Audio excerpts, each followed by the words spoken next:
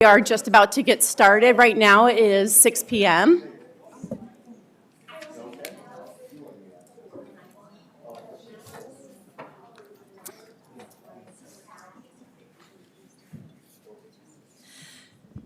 Good evening. It is 6 p.m. and we will start with roll call of the Kent School Board. Please indicate your presence by saying present. Director Cook? Present. Director Williams? Present. Director Song? Present. Vice President Gregory? Present. And I am present. Director Cook, could you lead us in the Pledge of Allegiance? Allegiance to the flag of the United States of America and to the republic for which it stands, one nation, under God, indivisible, with liberty and justice for all.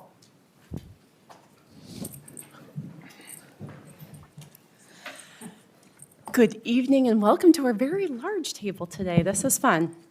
This is a special meeting of the Kent School District Board of Directors, which is held in public to comply with the Open Public Meetings Act. The purpose of this special meeting is a joint meeting with the Covington City Council. We thank those of you who have come to this meeting and those who are viewing via our live stream. The purpose of board meetings is for the board to conduct its business in public. Public comments are not included on the special meeting agenda. Individuals with items for the board or superintendent must provide the items directly to our safety services staff. Approaching the board during the meeting is not allowed. Any items turned in will be provided to the board and superintendent following this meeting. Director Song, will you please read our land acknowledgement? The Kent School District Board of Directors acknowledges we reside on the traditional lands of the Muckleshoot Indian Tribe, who have lived in this region since time immemorial. We honor their continued stewardship to this land, its waters, and its communities. We commit to ongoing learning, meaningful partnerships with Native communities, and uplifting the sovereignty of the Muckleshoot people. Thank you, Director Song. I just wanted to say thank you so much for coming and visiting us today in the city of Covington, and we are so excited to have this annual meeting and have you come and be part of our meeting here today. And to kick us off, I'm going to hand it over to Superintendent Bella. Thank you, President Margell. I want to extend a formal welcome to our Covington City Council members, Mayor Smith, and our staff and members here today, and our school board. So thank you for being here tonight. I also wanted to extend our thank you to both entities for working together and coming up with your discussion topics for today. As you know, we've done a little different, and so we're going to work with it, and I think it's going to be great. But thank you for doing that pre-work.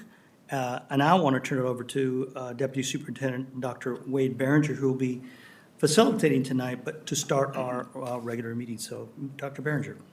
Yes, thank you, Israel. So, again, thank you very much, City of Covington, City Council members. Appreciate you being here this evening.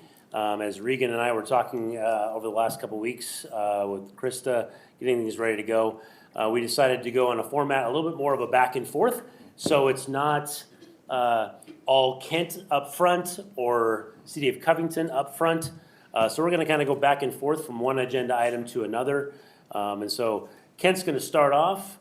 I'm going to share a little bit about our current budget situation here in the Kent School District, and then I'll kick it over to Regan, and then we'll go back and forth. We've got several visitors with us as well this evening that will help answer. We've got Dr. Samantha Ketover, principal at Kentwood, and Heidi Maurer, our principal at Kent Lake High School, and they'll be supporting in a lot of responses that were shared or questions that were brought to us through our Covington Youth Council.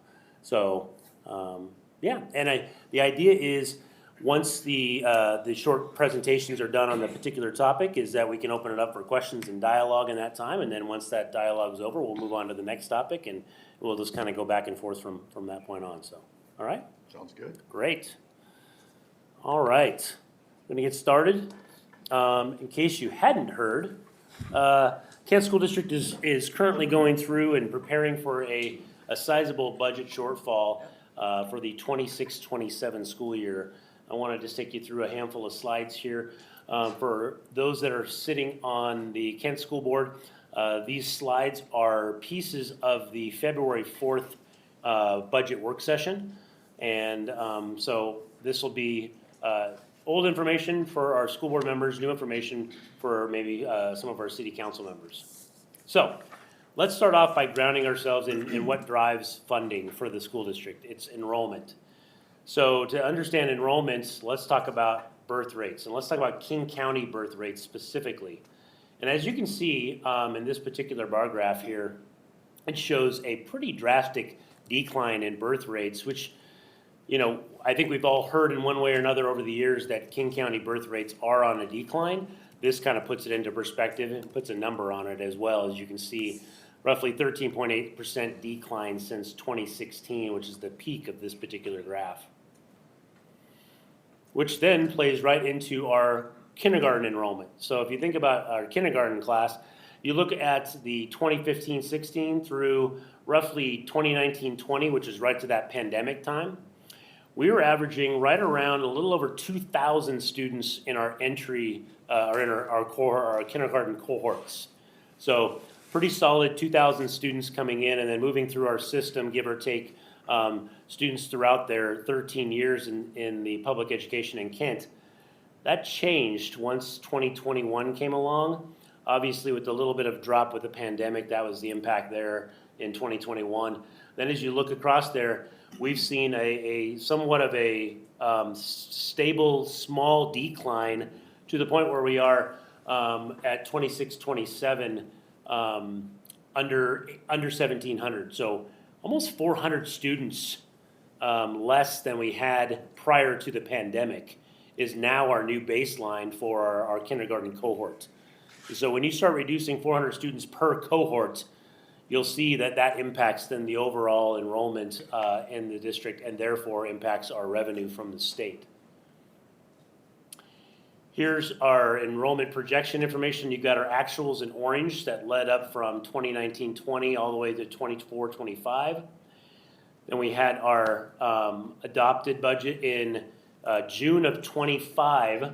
We anticipated roughly 24,222 students.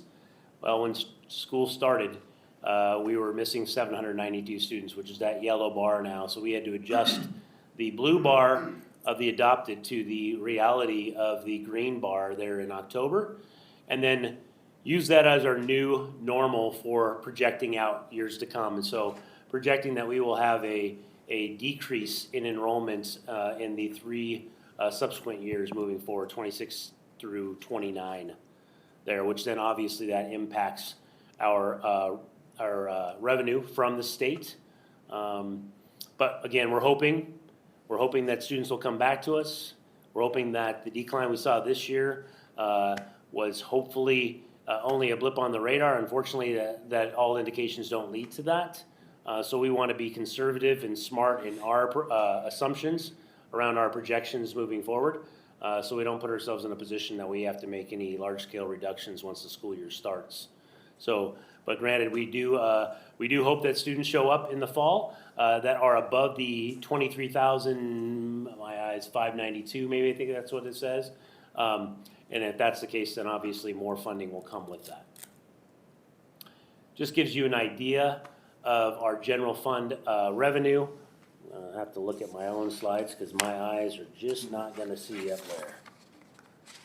there. It gives you an idea of where our funding comes from.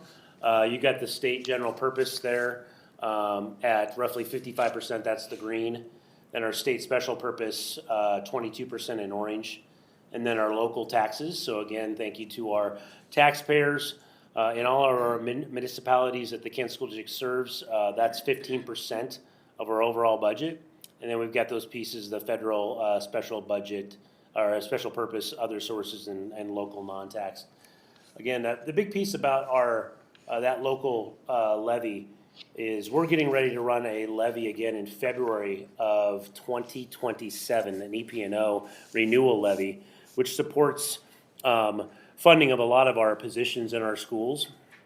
And that roughly is an $80 million impact, annual impact. So if you can imagine right now, we're sitting at roughly a $30.5 million shortfall going into 26-27.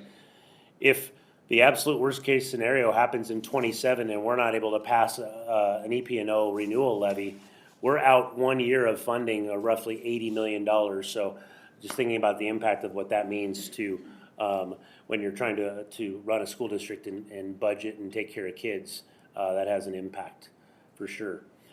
Probably not to much of your surprise, but as you're running a large organization, a majority of your salary and majority of your funding goes to salary and benefits. 82% of the school district's overall budget goes to salary and benefits. That's the big blue piece there. And then purchase services are the 13% in green, and then materials, supplies, the small blue, and then travel and capital outlay in the orange there. So just wanting to share that because that's important as we move through a couple of these slides about the impact of our a budget shortfall. Because again, it's important to us in the Kent School District that we continue to recruit and retain high-quality employees in all positions within the district. And to do that means we need to stay competitive with our neighboring districts.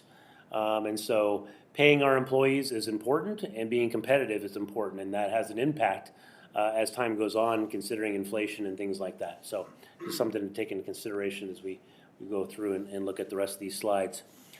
So here's a little general fund history piece, just in case for our city council members that are here. We have a policy that requires a 5% minimum fund balance.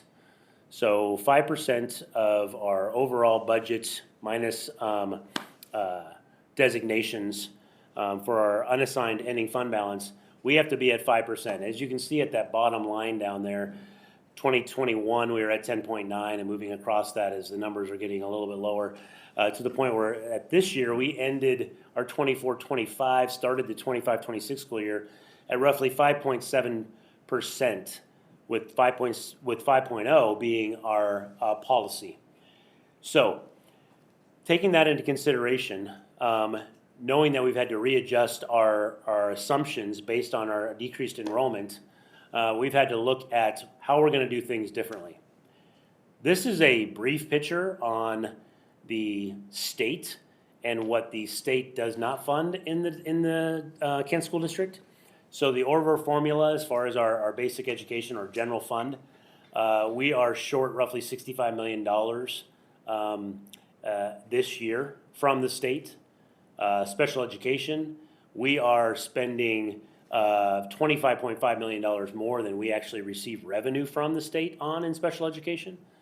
Our material supplies and operating costs, about $10 million short in there. Transportation, $1.3 million, and other being $8.4, to a total of $110.8 million that we're short. So when we're not getting those funding sources either from at the state level, we're having to find other sources. A big part of that is the levy that I spoke to a little bit earlier, and how appreciative we are to our taxpayers for approving the levy that we're currently in right now at roughly $77 million a year. It helps a lot. It still doesn't cover the $110 million, which then falls back on the district to be responsible as far as fiscal responsibility. Some of our assumptions here, just quickly, I won't read through all of these, just kind of a quick spreadsheet on all of our bargaining groups in the district. When we've closed the bargains and finished the bargains and come to an agreement, and when the new bargains are opening up for bargaining in the contracts. This talks about the IPD, or the implicit price deflator, which shows that it's 2.5 for this current year, next year 2.6, and then roughly 2.9 and 2.1 in the subsequent years after that. The step and column adjustment, just so you know, that's a factor that we factor in there every time, every year people are employed in the district. There's a percentage increase in their salary depending on their labor group. And so we factor that in there as an assumption. So we can do all these math figures ahead of time so we know where we need to be and where we're going to end up. Just so you can take this into consideration, moving from 25-26 to the 26-27 school year, just in 1 year increase, $16 million is associated with just 1 year increase for all of our employees in this district. So that plays into our shortfall as well, is that we're going to continue to pay our employees and be competitive with our neighboring districts, but at a cost. That we're willing to pay, but also something we have to consider when we're making adjustments to address our shortfall so we can be in compliance with our board policy at 5% as well as be financially stable.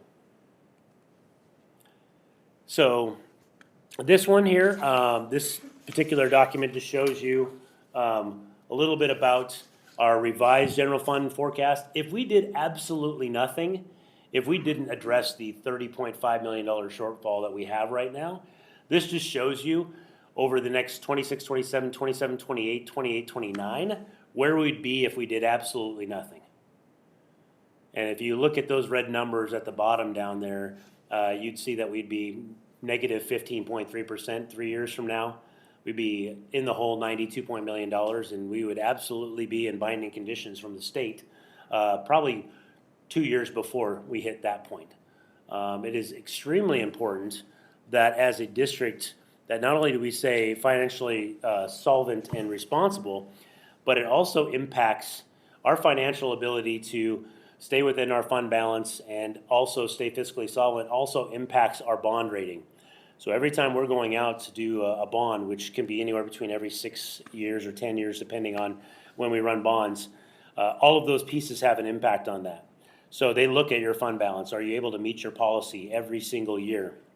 They look at the relationship to your labor partners. Are you paying your labor partners, members, competitive wages? Or or is there a concern that you're going to be coming into a negotiation year and you're going to have to pay to keep up with the neighboring districts in those positions? So we have to be we're in this position where, yes, we have to make a large scale cut this year, but we'll be able to keep ourselves within that 5% fund balance. We'll be able to keep all of our labor partners and all the members of those labor groups in good standing, in competitive places with all of our neighboring districts as well. So obviously we're not going to not do anything, which brings us to the last couple of slides here, being that as you can see there in the green highlights, the 30.5 million. Honestly, when we adopted the budget in June of 2025, we were anticipating roughly about a $7.5 million budget shortfall going into 26-27. And then we had students not show up, which then that snowballed and impacted other areas, which that means that we need to start to address some things. We had to reset the new normal for what our enrollment was going to be.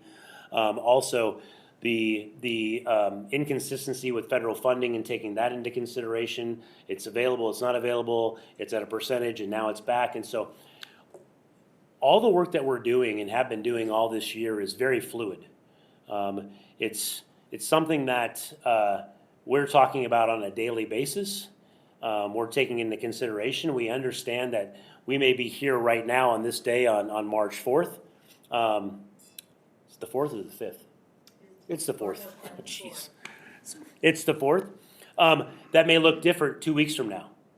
And again, and some of that's because our teams are working with and looking at their current budgets. They're looking and planning for next year. They're already thinking about where can they tighten things up, where they can make reductions that will have an impact on not only the 30.5, potentially the 9.5, the 2 subsequent years after that. So 26, 20, or 27, 28, 20, 28, 29, which leaves us in that 5% range. Now, just so you know, for frame of reference, 5% fund balance gives us about 2.5 weeks of operating costs. The Kent School District on average burns about $47 million a month.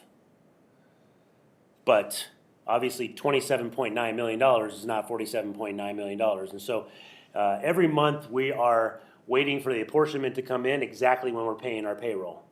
And so it's somewhat of an uncomfortable situation to be in where you only have 2.5 weeks of funds, cash available in case something happens. But that's the situation that we're in right now.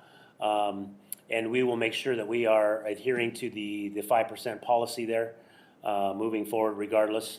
Hopefully as time goes on and the state and gets in a better place out of its current budget problems, that will right-size the ship again. As you may or may not know, the state's budget around education 6 years ago was roughly 52% of the entire state's budget was for education. In the last 6 years, that's dropped by 10%. We're at 42%. And again, just in the last couple days, we're already hearing about some additional cuts that are going to impact public education going into next year as well. So it behooves the districts to be in a place where we are all working to address our financial situations the best we can. And again, trying to stay away from the classrooms in schools as much as possible. Unfortunately, when you get to $30 million, it makes it a little bit more challenging when 82% of your budget is people to stay away from schools. And so we're trying to, and again, I want to be really clear, everything that we're doing right now is in progress. It's all fluid. There is nothing set in stone at this particular time until we bring the budget to the school board in June. That's when we'll have all the answers to things. So I just wanted to share that piece. Real quickly, we started engagement around our budget shortfall in October, as soon as our students didn't show up on the October 1 count.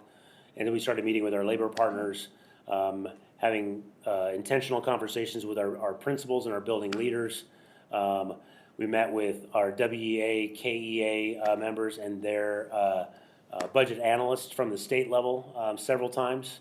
We had board work sessions, sharing information with our board, meeting with the community. We went out and created space in January on multiple occasions for community input and conversations around our budget situation.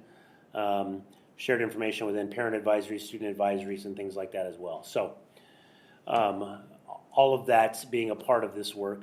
And then finally, some key takeaways. Again, as I've said before, assumptions, things can change. Things are very fluid right now.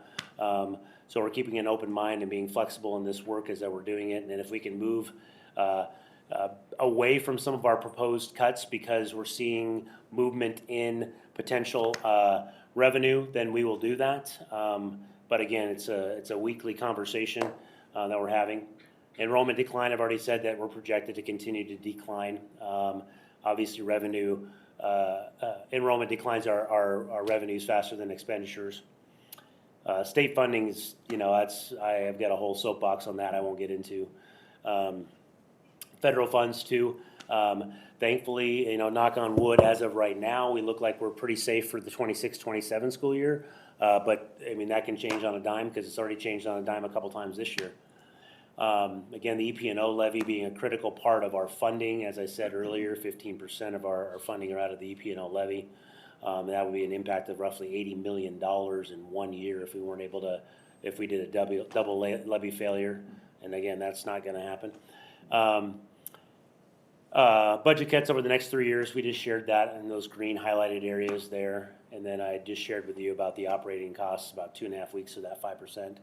So there we go. That's the last slide. I'll open it up for any questions, comments. Just want to make sure we all know that, we've got 2 hours tonight, so we don't want to spend all the time on the budget.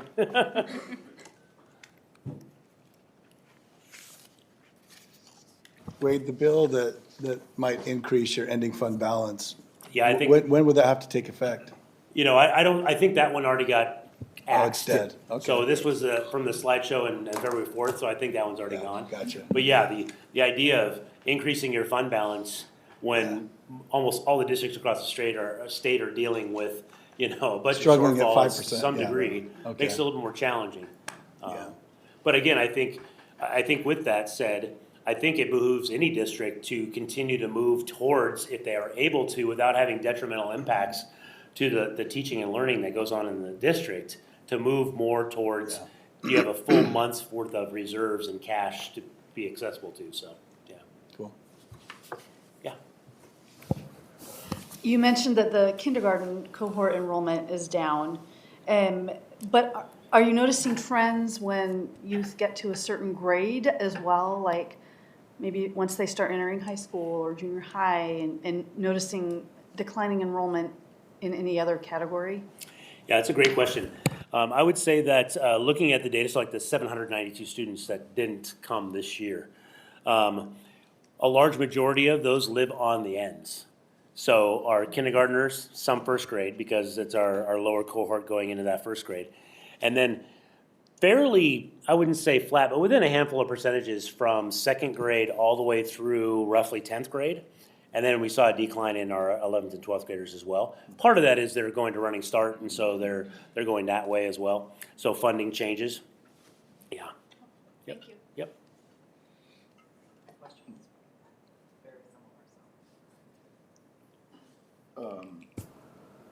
So I don't know if I caught it, but I think you had a slide up there where it showed the teacher-to-student ratio being fairly flat. Did I see that correctly? One of the assumptions right there. Yeah, so, excuse me, as Or of it is right flat. now, the 25, 26, the ratio is that. There will be, because again, to address, the $30 million, you have to change the class size ratio. There are some impacts, very little impacts at the elementary level. Our middle schools and high schools will see more of the impact on the changing of class size. Yeah. So, help me, is my understanding of that correct? So if the student-to-teacher ratio is gonna stay the same, but your student population is going down, does that mean you have fewer teachers then? Is that? That's what that Yeah. means, yes. Yeah, so I just wanted Yeah. to make sure that was clear. Yeah. Okay, yeah, all right. And just to add to that piece, to that point, we've been through some different iterations over the last 6 weeks of how we were going to address the reduction of teachers. And we came to an agreement with our KEA partners last week, right before our Wednesday board meeting, that we decided to address that through attrition and not through any reduction in force, reduction in program, or non-renewal of provisional employees. All right. How many teachers are we looking at that you'd have to reduce? We're looking at kind of 150. Okay, that's fewer than I thought. All right. Yeah, 150 out of roughly 1,800. Okay, Yeah. okay. Yeah, no, I mean, zero would be ideal. Yeah, but, right. Yeah. I wanted to add for the council, also, thank you, Dr. Behringer, is that, to give you an idea, statewide, from enrollment, 9,000 kids from last year to this year. Wow. We're not alone in this. And then what you saw in the birth rate is true statewide. And so we've been seeing that for 10 years statewide.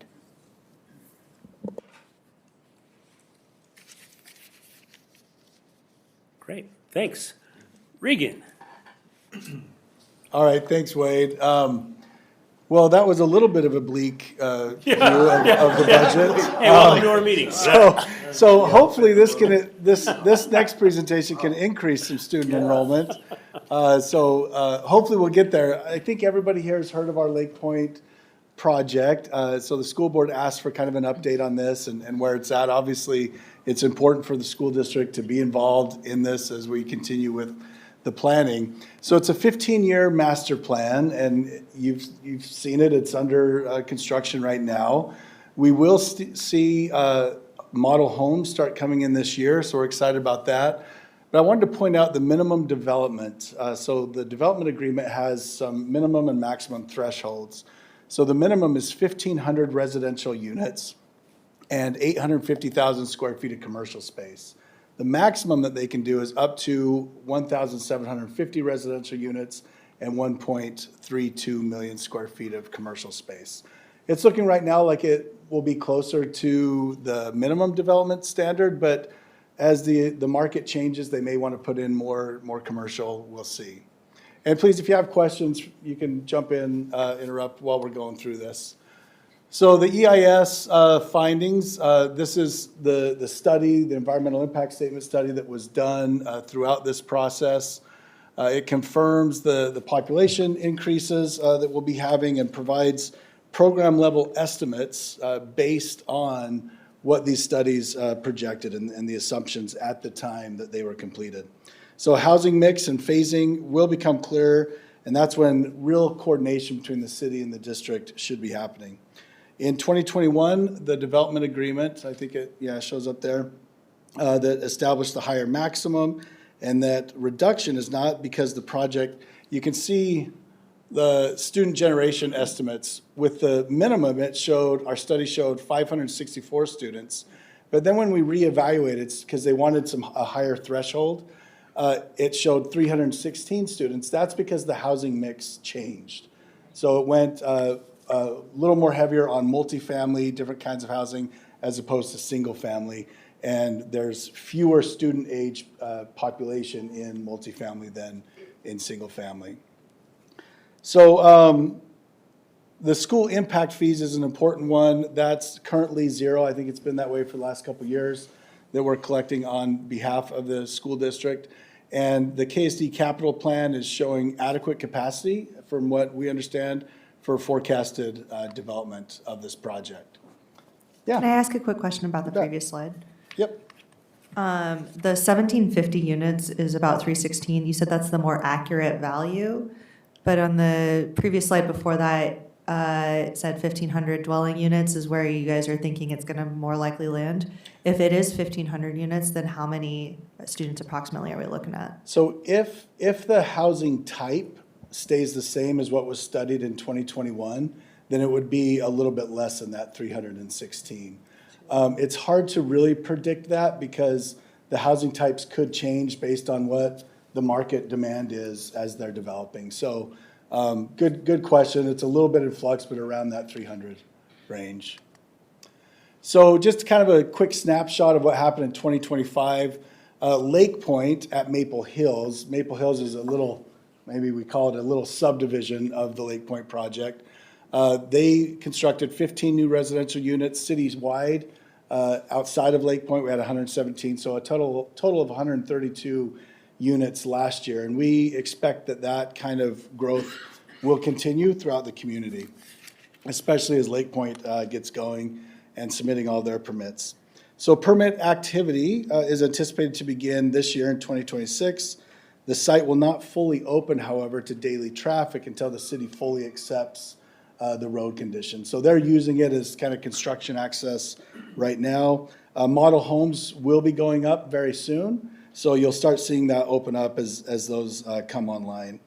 And enrollment impacts obviously will not materialize in full until infrastructure is complete and accepted, the land development approvals are done, and the certificates of occupancy are granted in that project. You can see in that table up there the different phases, what they're projecting as far as building out. And they're telling us, expect 500-600 permits in the next several years. So I think they're going to want to move pretty quick. So on this slide, communication about this development is obviously really important for the city and the district. All development notices, so our applications, our SEPA, our public hearings, all that, we provide those notices to the district's finance and transportation departments so that you're involved in those. However, historically, when we collected impact fees for the district, along with that was also kind of a de facto housing report so that you had that. But since we haven't been collecting those, the district has not received that report because there's nothing to show. But we do, you can kind of see it here, we do put this together each month as kind of an internal document to track what's happening internally. And we'd be happy to provide that to the district if you'd like that. Just let us know who to get it to, and we can push that out each month. So if you just want to get with Wade, and we'll do that. So that's the Lakepointe project. Happy to answer any questions, have a discussion on it, whatever we'd like.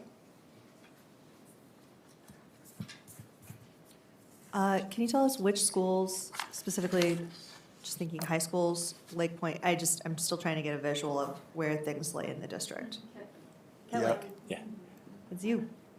Do we Kent have a- Lake High School, Cedar Heights Middle School, and Crestwood, Jenkins Creek, and Cedar Cedar Valley. Valley. And we're good to go on space there?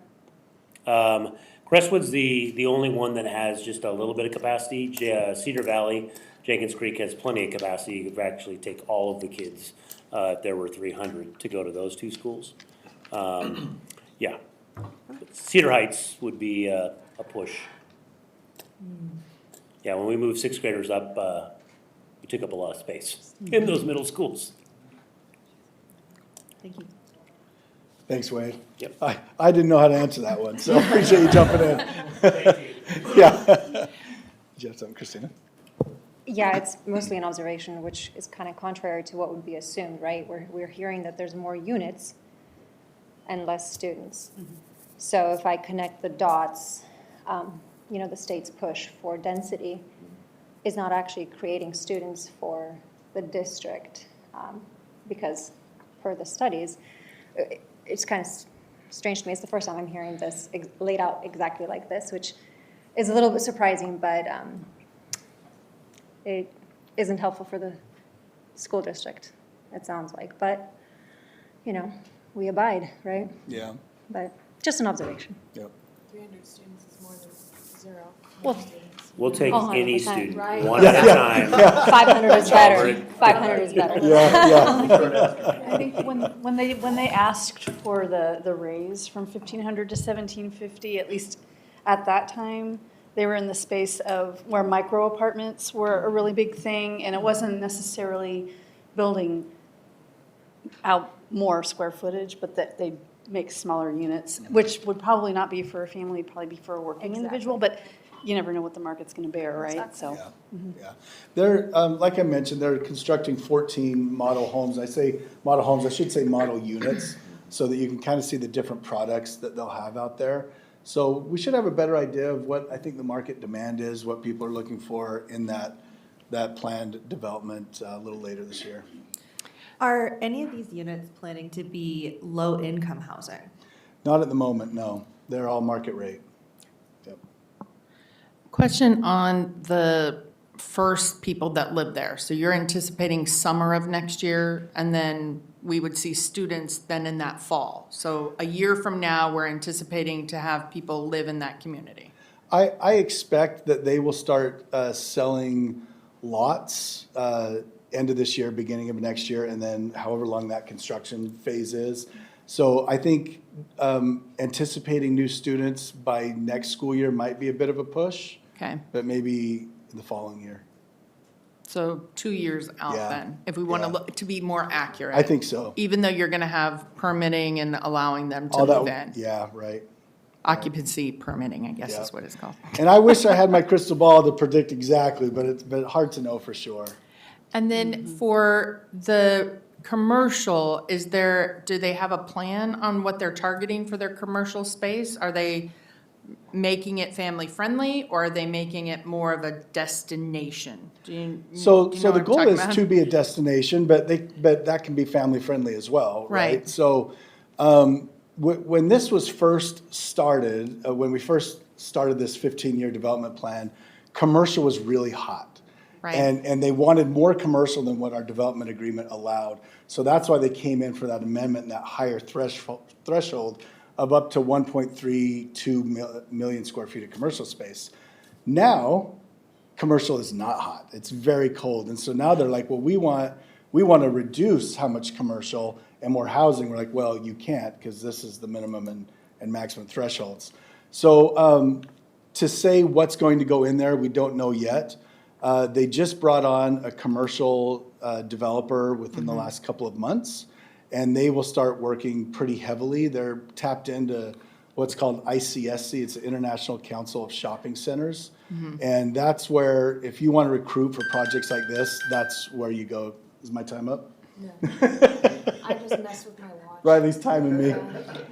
So anyway, we don't know yet, but there will definitely be some anchors, stores. We'd really love to have like a movie theater kind of experience. Right. And then smaller boutique shops that go out into the peninsula around the Right. lake. Yep. And a grocery store, because, we're losing those, like Yes, there's nobody's yeah. business. All right. I have a question as Yeah.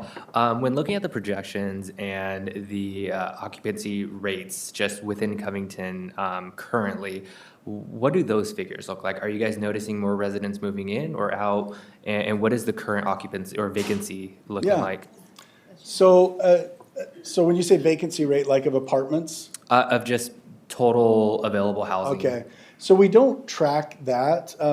With some of our multifamily developments, we have a general idea because we'll ask them, and they fill up really quickly.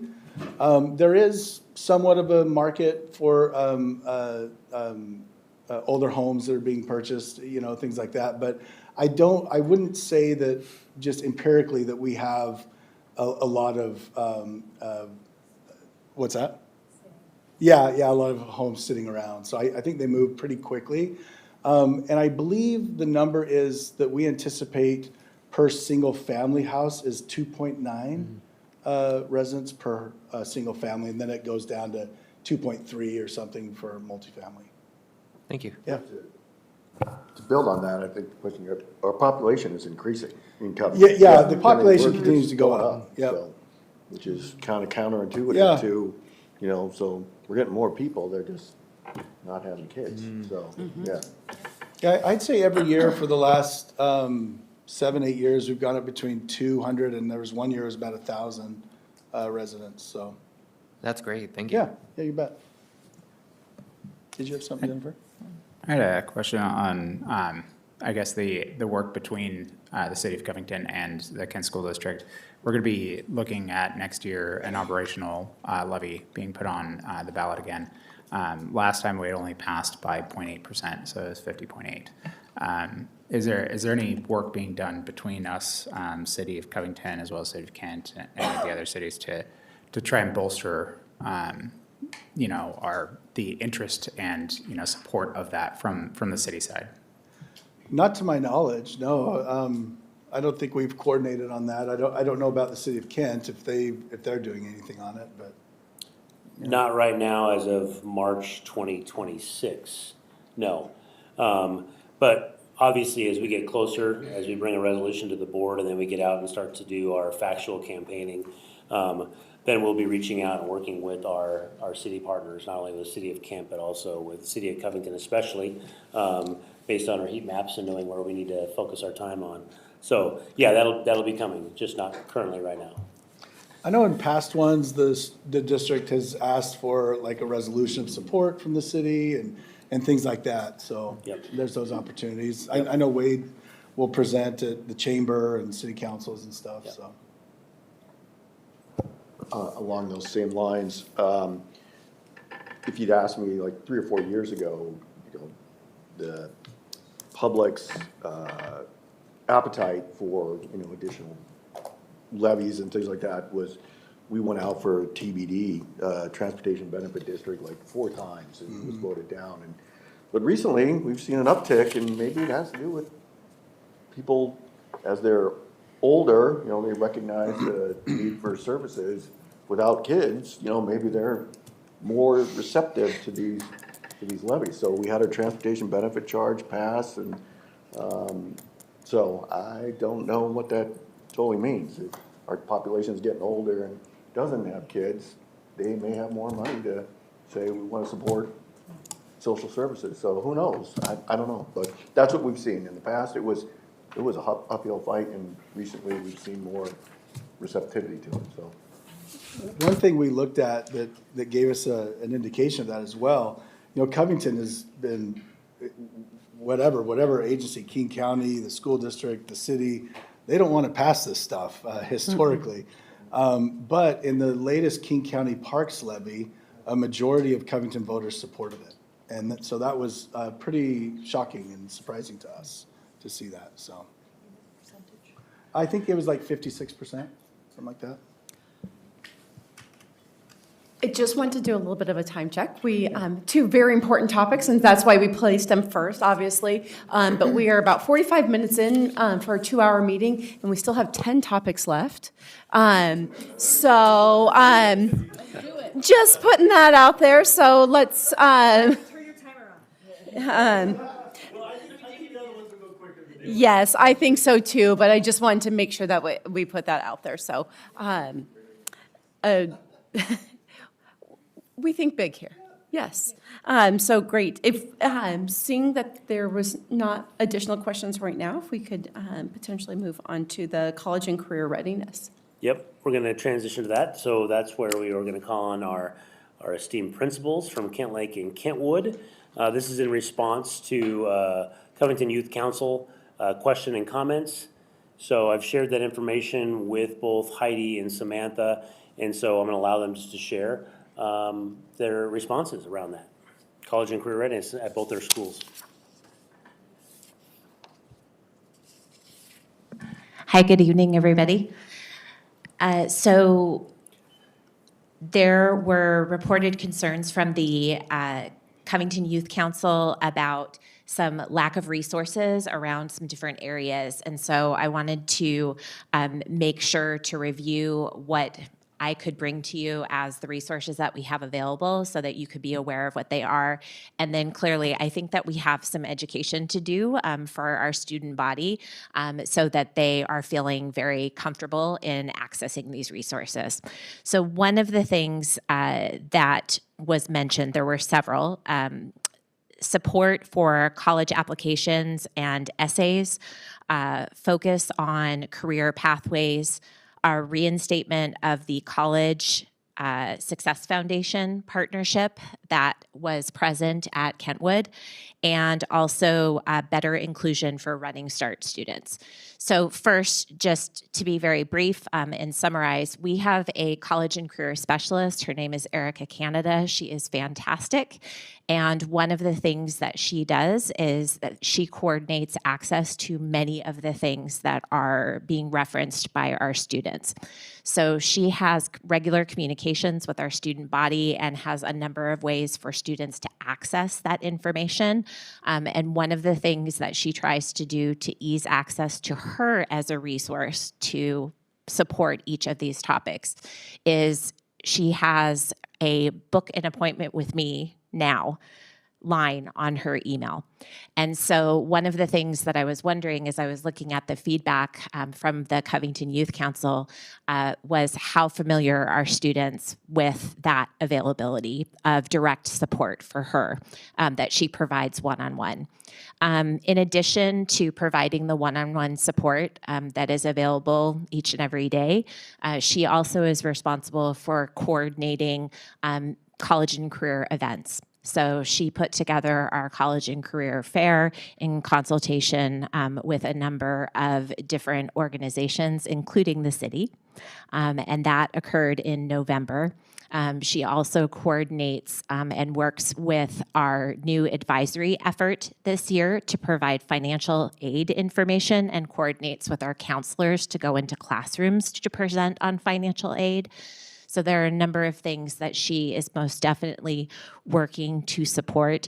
But again, I have some questions about how we can raise the visibility of that. In addition, just and mentioning specifically about Running Start, we do have a number of Running Start students, both part and full-time. And one of the curiosities I have has to do with Running Start students and their access to our advisory program and how we can make sure that our part-time Running Start students who are not on campus during advisory feel like they have regular support to those materials because some of the topics the students are bringing up are presented in that advisory format. So just wanted to share the excellent work that she's doing in partnership with other folks at our building. I think last thing, the College Success Foundation, just a note on their organization. You may or may not be familiar with them, but they did undergo restructuring of their entire organization, and I believe they had 11 or 12 regions that they partnered with and had operations in, and they needed to make changes coming into this school year. And so I believe their existing partnerships right now are in Tacoma on the western side of our state and in Yakima on the eastern side of our state.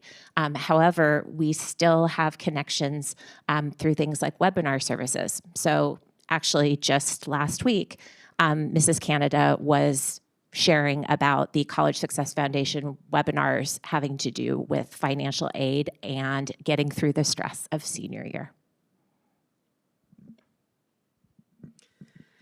Kent Lake does many of the same things that Samantha already spoke to, so I won't repeat those. But I do want to expand on two different things that Kent Lake is doing, or the district is doing. The first thing that I want to expand on is the work that we're doing as a district on advisory.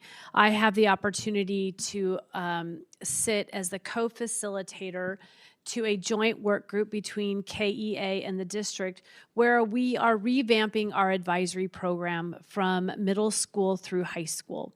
And I have the opportunity to work with an amazing group of teachers and counselors and district office personnel, where we have spent the last 2 years, and we have one more year to go, where we are looking at creating a clear scope and sequence from grades 6 through 12 to ensure that we are handling and addressing the social emotional needs of our students, along with, and I want to speak specifically to the college and career readiness piece for our students.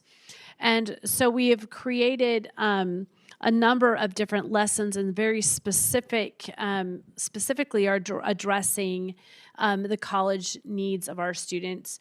FAFSA is something, and financial aid specifically is something that we are addressing with our students. But also those career needs, technical schools and access to technical schools, thinking about your careers starting as early as 6th grade so that we can really help our students develop that mindset of what am I graduating to? So often, early in my career, our kids would get to 12th grade and I'm like, okay, what are you going to do? You're graduating next week. And they'd just stare at me. Well, we don't want that for our students, especially with the fact that the kids are they're graduating to a very different environment now. So we are really being strategic about addressing that in our advisory program. The second thing that I want to talk that's more Kent Lake specific is that Kent Lake has developed and is in the process of implementing 5 courses of study. We recognized as a Kent Lake community that our students were not graduating to post-secondary education. And we know that 75% of the jobs in our community require a post-secondary education. So we needed to be more deliberate and strategic about the work that we are doing as a Kent Lake community. So we have created 5 courses of study. Each one of these courses of study leads to a post-secondary outcome. And without going into a tremendous detail. We are working with our students to identify in their freshman year what that course of study is. Is that a Kent School District diploma? Is that the Washington 45? The Washington 45 are those college and the high school courses that they can take to graduate with their first year of college done on our campus. Is that the Washington 45 plus their guaranteed admissions, the WAGAP? So we're working with our students to think proactively about what are you graduating to and being specific about a post-secondary outcome. Our college and career counselor, our counselors are strategic in that, but it's a community effort. So our teachers and our paraeducators and our office staff and our administrators all have to be educated about what these courses of study are and work with our students strategically to know what those are.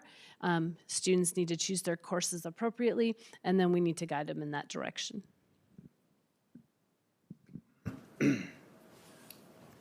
Just to piggyback on Heidi's comment, I went to the CHS and college and the high school and Running Start parent presentation. So informative, so impressive. I have 2 other Kent Lake graduates, 2022 and 2020. As a parent of now a 9th grader, and I have one at Cedar Heights, I see such tremendous improvement in the work that's being done at Kent Lake, and I am just so happy that my kids are Falcons, so thank you. Thank you. When you talk about post-secondary, are you also looking at encouraging the trades? I know that we've been talking a lot about that, and so not everybody's going to go on to a 4-year degree, but I am really glad. When we talk about post-secondary, we use that term specifically because we're talking about T24. We're talking about trade schools, internships, apprenticeships. We're talking about 2-year colleges and 4-year colleges. So we call it T24.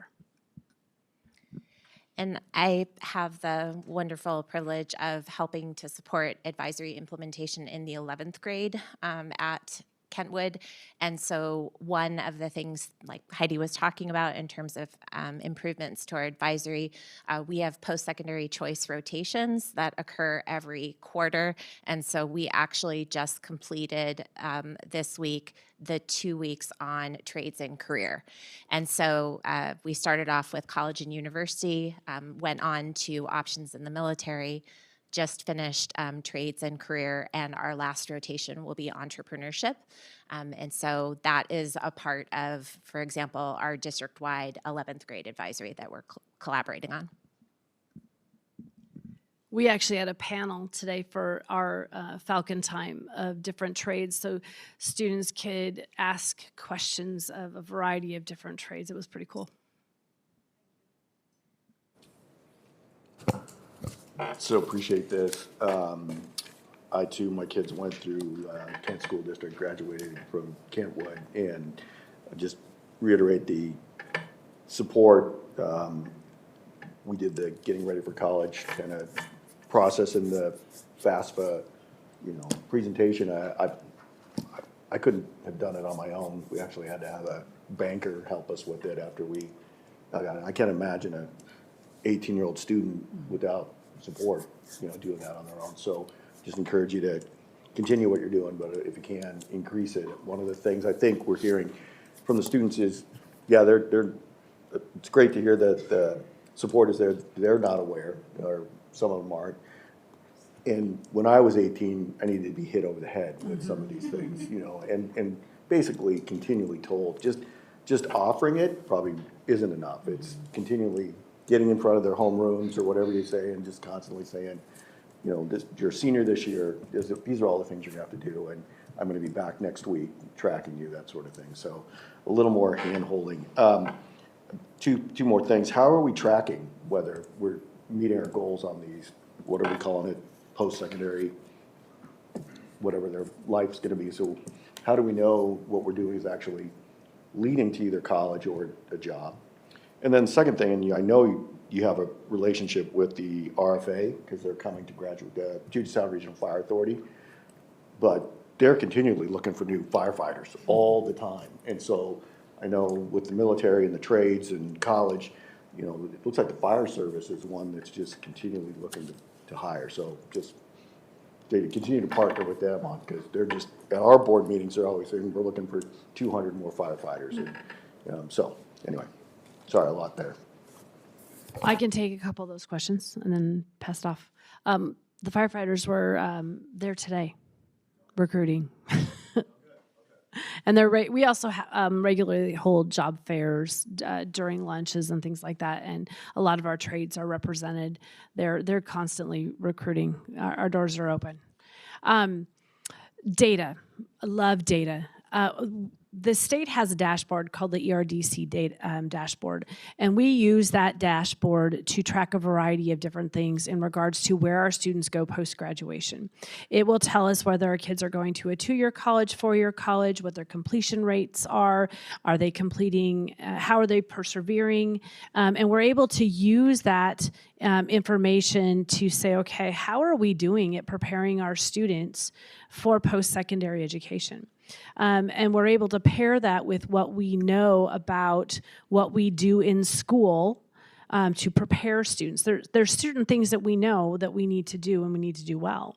We need to expose our students to rigorous curriculum. The more rigorous curriculum we expose them to, the more likely they are to be successful in post-secondary education. Have we prepared them to handle the financial pieces? Have we prepared them social emotionally? There's about 5 different things, and of course I can't recite them all right now, that we know that we need to do in our schools to prepare them to be able to persevere through their post-secondary education. And this dashboard helps us track those different things. And you asked us one other question, and I don't remember what it was. Oh, financial aid forms completion or helping with that. Yeah, we are able to track who has completed their financial aid form and who has not. And we look at that on a regular basis, and we go and find those students who have not, and we connect with them. Here's what I'll tell you, though. We have to be very thoughtful about this. We are in an environment right now where for some of our students it is not safe, or do not feel comfortable completing the financial aid form or the WAFSA or the FAFSA. And so we have to respect that.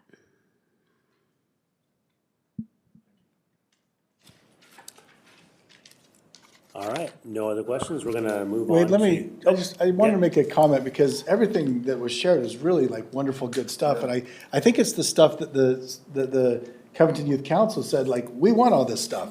And so I think there's some kind of disconnect between, and these are like involved students, right? The ones on the youth council. I can build upon it a little. Yeah, go ahead. I remember them, Click here.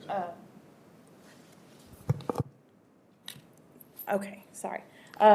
When the students were talking about these concerns, one of the main things was around the time frame that they're presented with this. So specifically conc time was the word that they use. I guess that's the advisory period. Yes, that's the name for our advisory. Yeah. So they said during conc time, they don't feel like they're using it to the full ability. They feel like they're sitting around where they could be working on all of the things that you guys clearly are providing them.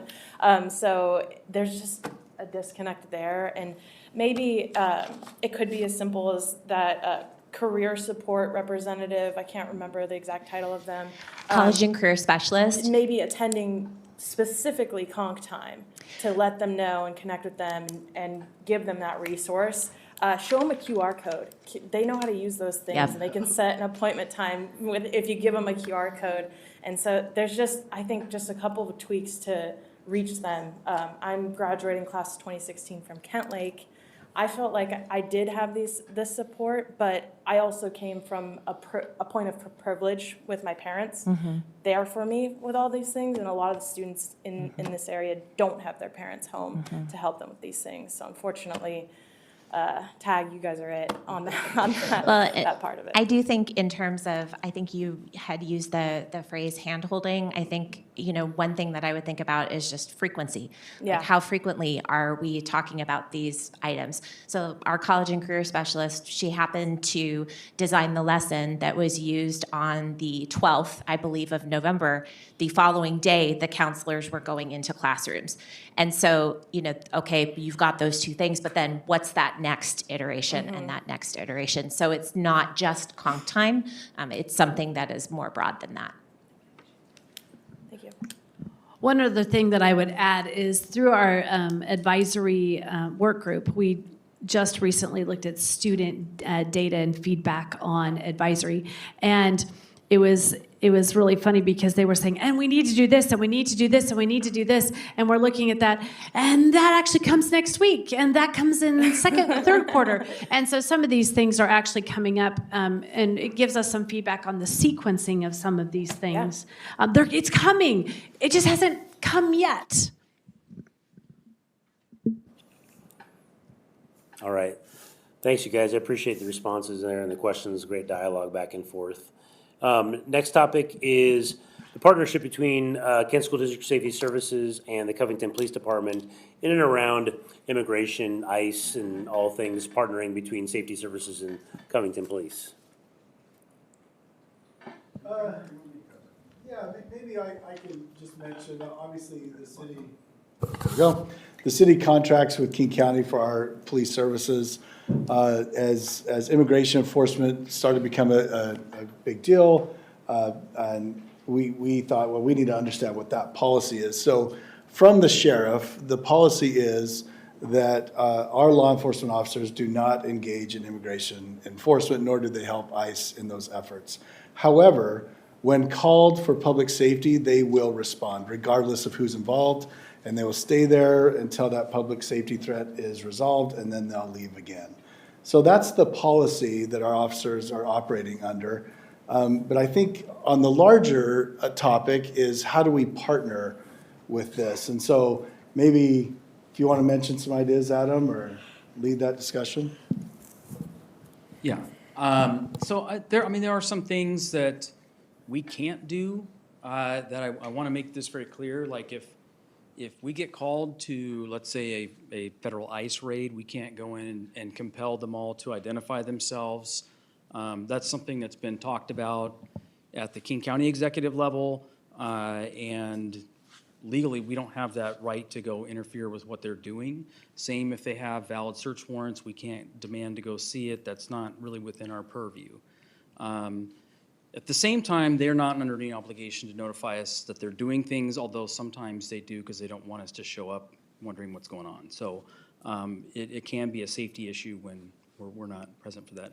As it comes to the schools, for us, a lot of the things going to generate on our end is if you call us for assistance, we're going to come and try to find a way to assist in whatever way is possible. We're obviously limited in some of the things that we can do. I know some questions have been brought up about a duty to intervene, which is in state law. That hasn't been really run through the court, so we're not 100% clear on what we can and can't do.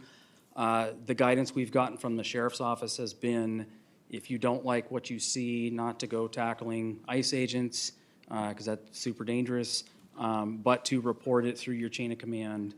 So it would be something we'd report through the sheriff to direct or to contact ICE and to engage with them about that. So that is something we would do, is go and be like, okay, well, this doesn't look right, but we would go and report that. We're not going to be able to remove ICE agents. That's not really within our purview either. So does that help what you're looking for? I think that's great, and open to discussion from the school board. Any thoughts there? This was an item requested. Sorry, I just have a quick thing on this one. I happened to be in attendance at two of the protests that we had, one for one of the high schools and one for one of the middle schools. And I really enjoyed being able to see the students exercising their right to protest, getting out there and kind of, doing what they do as students, right? The high school in question had a lot of staff support, had quite a few people there, both administrative staff as well as security staff. I honestly was very impressed and felt like it was a very safe environment for our high schoolers. I thought they did a fantastic job. I was less impressed when I went to the middle school's protest. And when I was there, there were no staff available from the district side. The only staff that I did see there had taken personal leave to be there, as that's what they were told they had to do to be able to be out there and help support our students. There were quite a few parents there, myself included, and I did my best to try and corral the students that decided to go out there and join that, but it was exceedingly difficult. And then while that was going on, the traffic pattern that was set up by the police that did show up, it created a bit of a safety issue in my eyes, which I did bring to the attention of the officer on site. But my question is, what is the district's written protocol for supporting student-led demonstrations? And does that protocol apply uniformly, regardless of school, grade level, or the political content of the demonstration? So Director Cook, the topic is ICE, not the protest right now, but I'll answer the question. We work collaboratively with law enforcement on all of those protests. So I'll send it back over to I'm happy to Chief address some of Estabrook that. and also Mr. Kovich, who's here, to talk about what actually was done that you did not know when you showed up at that school. So we had very minimal notification. Mr. Kovich found out about it about 9 a.m. I was sick that day, planning not to come to work, but after being notified that there was going to be protest activity, knowing that I was going to be short-staffed, I needed to come in and supervise that event. We did talk extensively about Kentwoods because we had already experienced one of those. After the first time, we did spend a considerable amount of time trying to adjust the response. Some of those responses, and I'll include Dr. Ketover in this as well, was to limit students driving because that was a major safety concern out of the first one. I felt that was a very effective adjustment. Students were not driving around in this protest, causing safety concerns, which we tried to address minimally, and I didn't really feel like it was very effective. The second concern was students in the roadway, and we made clear, and the staff that were out there actually made that adjustment for us, so we did not need to intervene. When we had the Matson protest, students were getting in the roadway. We attempted on a couple of occasions to make that adjustment, and it was continuing. And with the age of those students, for between like 12 and 15, I used to teach those students, so I kind of have a window into their ability to stay somewhere when they're asked to. I didn't believe like they were gonna continue to stay off the road because they kept getting back on. And so that's why we shut down the traffic there. So, like, I understand that, and Okay. I wasn't criticizing your work. No, I wasn't saying at you all. were, I was just explaining. My concern, it has far less to do with that. The situation that happened due to a confluence of events. But is it the district's position that they did not know that this was happening before the day of? Is that what's going? No, as you know, the board was sent what was happening for each one of the schools. And then secondly, our school principals are aware of what the safety piece is and where they should be.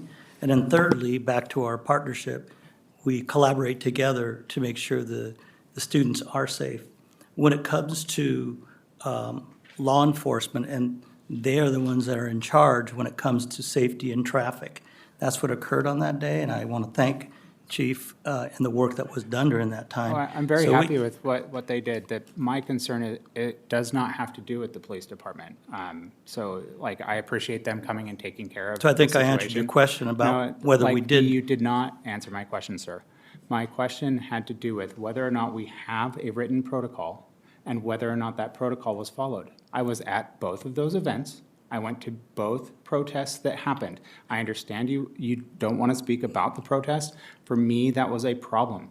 I live in Covington. Covington is the city that I have grown up in. I have spent my entire life in just about. And it is vitally important that we support our students the same, no matter which way, whether they are different in age, whether they are different from which school they go to, or whether they are different politically. And I did not see that happen. And I want to know that we are working on that to ensure that our students at every school know what to expect and our parents do. That was exceedingly difficult. I was talking to parents in that moment, and many of them asked me, is this normal? And I said, well, it's not what happened 3 days ago or 5 days ago when I was here and watched Kentwood have their protest. And maybe they knew more about it, maybe there's more preparation time, but I'm concerned that if there is a protocol, that it wasn't followed, and if there isn't a protocol, that we need to get one put in place.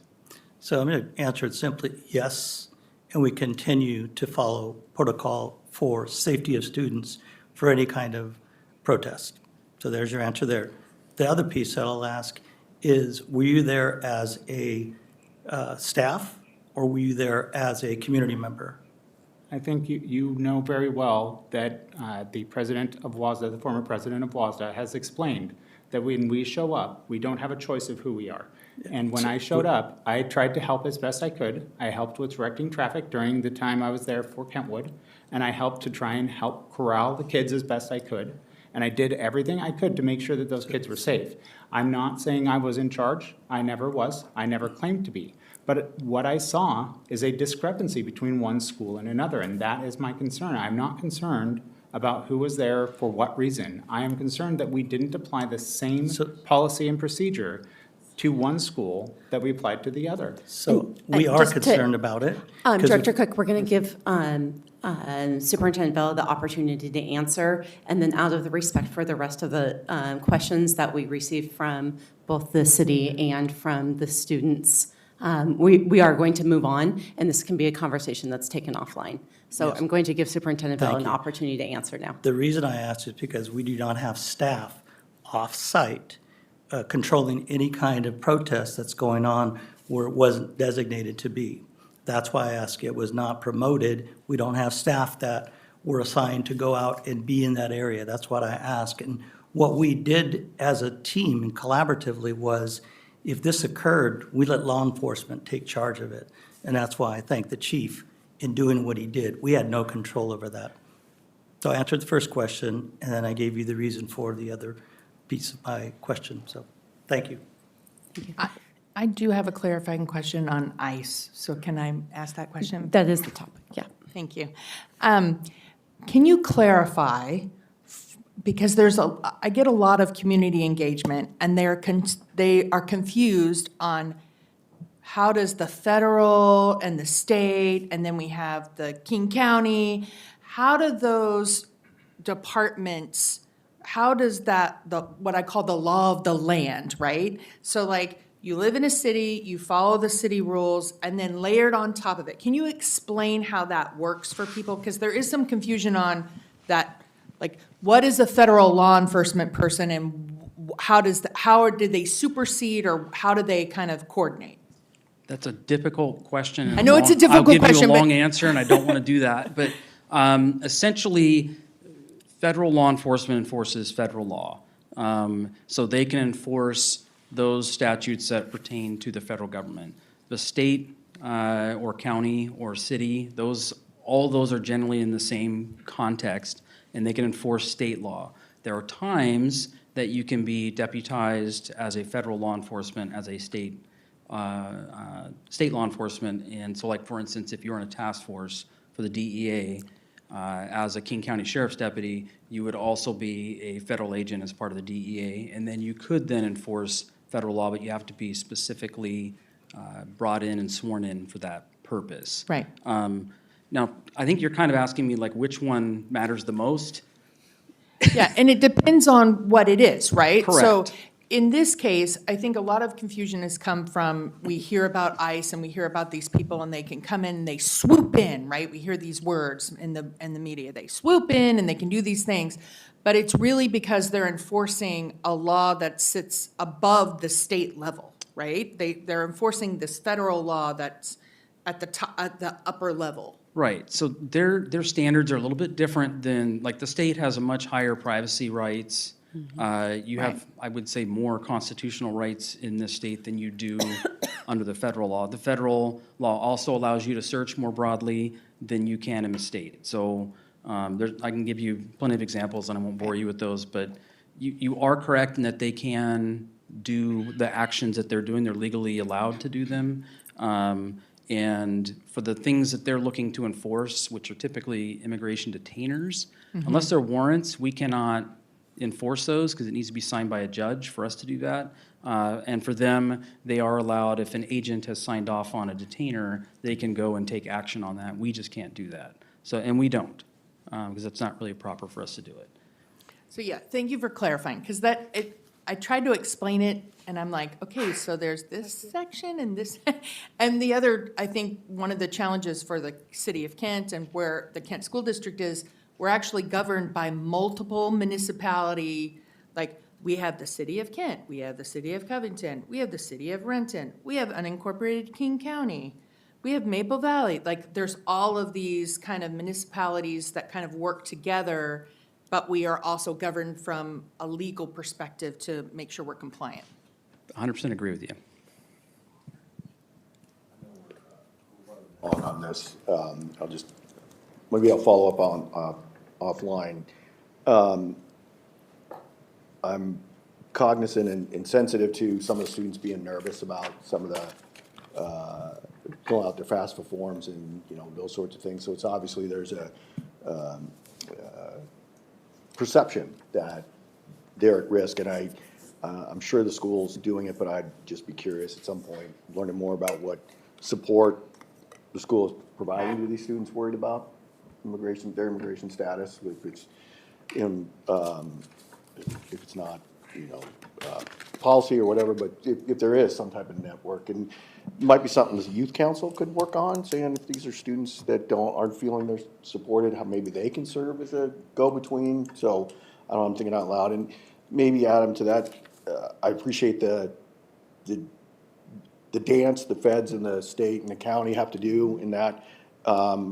Maybe it would be helpful, you mentioned that King County sheriffs have called our observers, and how residents could facilitate a reporting, because we're often, filming these things, but it could have more weight if the sheriffs are actually doing that. And then I think, kind of to get to your question, feds do enforce federal law, or state and county, county law, but I think what people are worried about are civil rights violations. If someone's getting tackled and they're looking like, they're getting severely beaten, that's when they're like, why isn't the sheriff stepping in?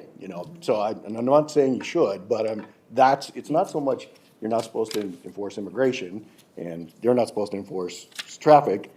That person, or the average person, is saying their rights are being violated.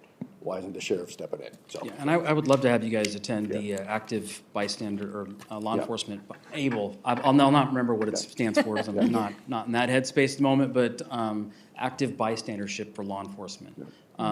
It is always dependent on like, hey, how, there's some stuff that, yeah, if I see something egregious, I'm gonna immediately intervene and like, hey, come on, let's go stand over here and we're gonna figure this out. But if it's something where I'm like, well, I'm not really sure, Yeah. I'm not gonna dive in and try to stop it, I might say something after the fact, like, well, what are you guys doing? Like, why are you tackling? Well, we had this. Oh, okay, well, that makes sense. So that, it's kind of a very difficult dance. Yeah, I get it. And like I said, there hasn't been a lot of case law that's come out from it, so there hasn't been a lot of guidance from the court as to how they want us to do that law, because it is fairly new. Can support and help facilitate maybe those reports, or if they're giving, collecting video, I mean, just whatever we can do to help. 'Cause we want the laws enforced, but we also want people's rights to be respected, so. I do think it's an appropriate time to reiterate that Kent School District educates kids no matter what their citizenship status, no matter what their parents' citizenship status is. We feed them when they come to school, and we educate them, and we want all of our community students there. All right. Related to that, may I ask, one of the pinnacle points of school is graduation, and our graduations don't always take place on campus. How can we partner with our police partnerships to make sure that our families and our kids feel safe attending their graduation in regards to that being a targeted location for ICE? Director Williams, can I just ask for a pause on this one? We do all of our graduations at ShowWare, which we do partner very extensively with the City of Kent. And so if I may suggest that maybe we hold that and make sure that that's a question that we have for City of Kent, if that's okay, so we can just get through. Do we have other events outside of graduation that take place in the city of Covington? We do have, but your question is specifically about graduation. It is specifically about graduation, but I think it can expand to other events, yes? Oh, if your question. I'm good, if you. Any event we would host in Covington or have in Covington related to the school districts, if it's something that requires a large number outside of the normal students attending schools or families attending conferences and things like that, we would definitely partner with our law enforcement partners in that area. What does that look like? It looks In like- terms of the partnership? I can tell you, I mean, on our end, we'll enforce the law. So if a municipal or state law is being broken, we enforce it. Did I answer that accurately, Adam?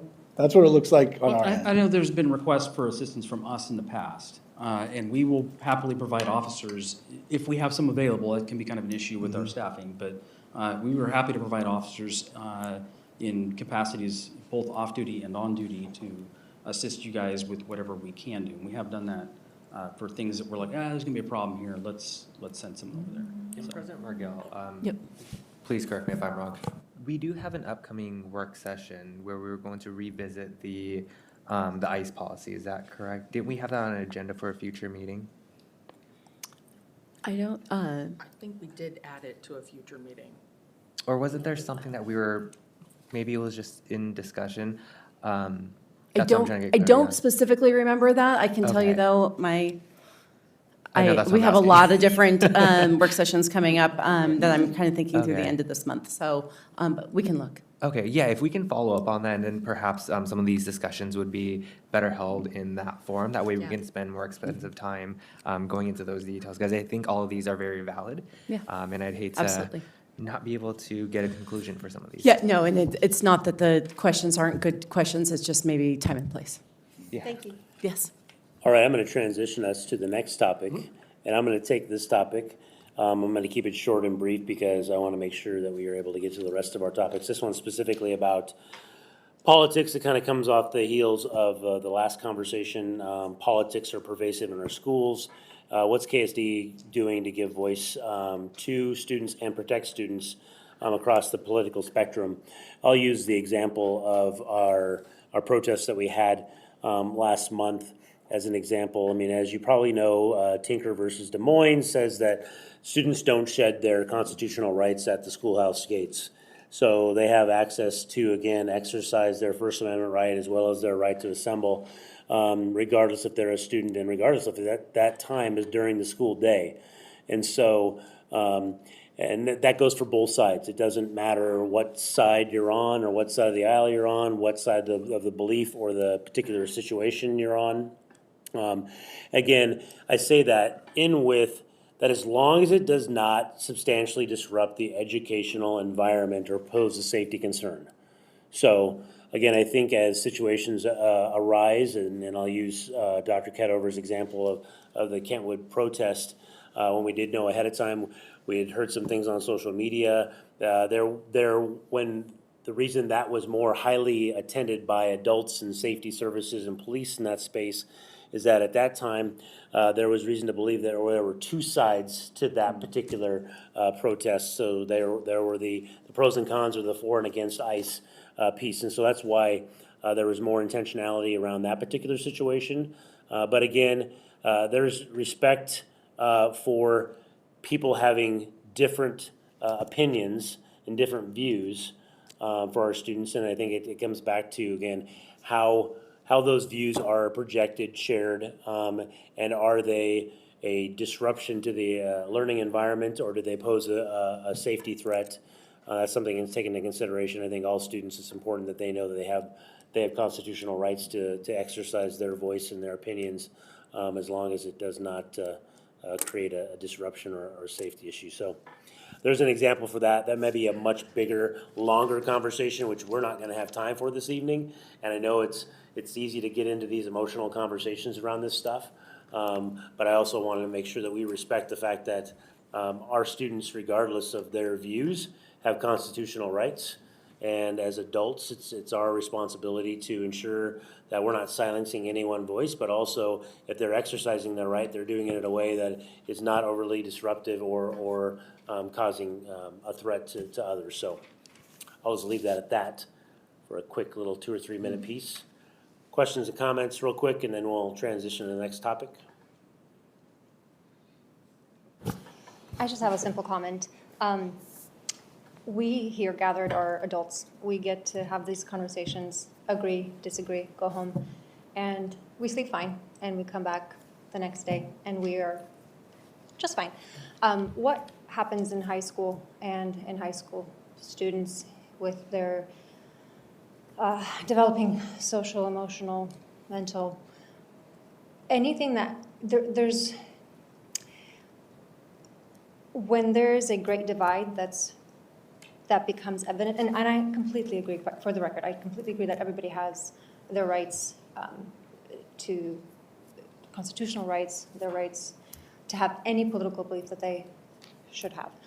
And what happens is the students that are on this side and the students that are on that side, because that's what essentially happens with a protest like this, it kind of plays out for the rest of the year. It's not one of those, we got to go home, sleep on it, come back, and we're just fine. They're not adults. They're not capable of having those. Some are not. And what happens is where there wasn't bullying before, there is now bullying. And where somebody could have just gone along with someone else that they knew or did not know, now there's a clear target. And this is on both sides. I was told by many parents, they almost cried to me about how much they worry about their child's safety now at school, because there is now this great divide. I don't know the answer. I don't know that. But when you say when it doesn't heavily impact education, what does that mean? Does this heavily impact education? Because I think it does. And it's very unfortunate that we are in the state that we are in, but I think it's something that we also need to pay attention to, because a lot of what we're seeing are effects of 2020 and everything that did, and that was all mental, emotional, social, and this will have its own consequences as well. It might not be tomorrow, but we will see that as well. So I don't know where we draw the line. Should there be a line drawn? Should education be strictly education for the purpose of safety? What do we value more? And it is a decision that we will eventually have to make. what do we value most? And that doesn't mean that we don't value this whole list, but what do we have to put first for the safety of our students that come back every single day, right? That don't meet once a week or once a month or once a year and get to just, rub that off. And it is a concern of parents. So I would love to see students being able to agree to disagree. It's harder for high school age students to do that. So my hope is that there are no consequences, but it's possible that there will be. Thank you. Okay. Thanks. I appreciate that. I understand. I don't disagree that there's a disruption, even if there's a peaceful protest, there's an impact to those who were or were not engaged in that, regardless of their side and their feelings at that particular time. Next piece, school facilities and student comfort. I know the next couple of pieces are from our principals, so you guys are working through your responses as we have 30 minutes left. You've got a bulk of the next few agenda items. So school facilities and student comfort, if you guys want to speak to the Covington Youth Council responses to that. So there were two things that were raised having to do with Kentwood. One has to do with the sound system in our main gym. Did want to make everyone aware that there was actually a report that was done, an inspection report that was done in partnership with Electricom to come in and assess the gym and the sound system. It is incredibly technical. And so there are also recommendations coming out of that report. The question would be, how are we prioritizing this potential expenditure compared to the other expenditures that we have within the building? And how are we doing that on, utilizing our budget within the budget constraints that we have? So for example, we would need to make sure that we have adequate partnership to make sure that we were paying for that level of project. So there has been some preliminary work done on that, and we can take some next steps. The other topic that came up was bathrooms. I think I've talked more about bathrooms than pretty much any other portion of our school. And so one of the things that was very positive to hear was that there was a perception that things had been improving. There are a number of things that we have put in place this year that I think have dramatically impacted the environment of our school, and also our bathroom access use. We have a Securely Pass, which is an electronic hall pass system. That implementation has impacted things. We have a high school cell phone policy that has actually impacted things, believe it or not, in bathrooms. And so I was excited to see that those things were also feeling like there was a positive impact. One of the things that, similar to what we were talking about before with our college and career specialist and making sure that there is a really good understanding of information, one of the things that I think is really interesting is there's a perception that we're closing bathrooms because of vaping. We don't close bathrooms because of vaping. Our bathroom closures have only been for repair. This year. And so I think that is a place where we need to do some education. And quite frankly, it could be as simple as signage as well. This is closed for a plumbing issue, for example, as opposed to anything else. So we do respond to reports of vaping. I want to be very clear, okay? But we do not close our bathrooms down because of that. So I think there's some education that needs to happen there. Those are those two topics. Trying to be clear and concise. You got it. Thank you, Samantha. Any questions, comments on those responses? Great. Moving right along. Programs and classes. Back to Kentwood and maybe maybe Kent Lake. Depends. Is the Covington High School advisory item still Oh, no, on? that's not a thing. Okay. No, Regan and I talked, that's what you guys are answering is all of Okay, the I just wanted to Covington make Youth sure. Council, yeah, Okay. you're good.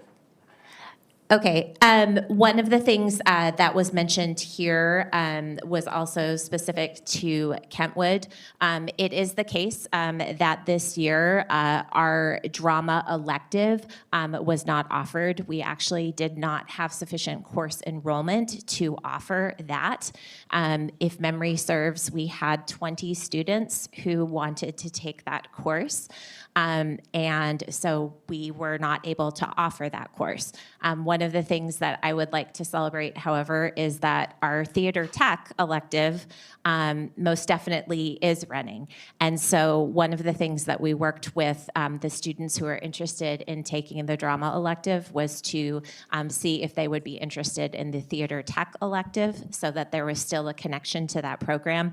And I am very proud of our production of Chicago this year and looking forward to our next production of Into the Woods.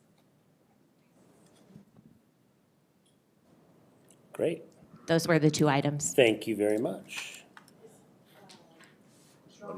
Push the button. Sorry.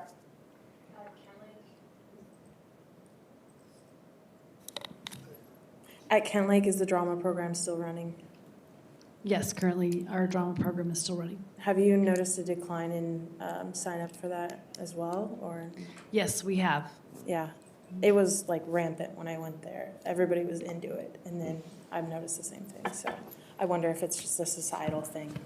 I don't know. Some of it is middle school enrollment. I mean, I've noticed a decline as my kids go through the system that middle school opportunities really drive it, because if they don't have any experience, like Cedar Valley has this amazing drama club, but it used to have this drama club, so now they get to Cedar Heights and they want to do drama, they can't do drama there, and then it dies by the time they get to Kent Lake.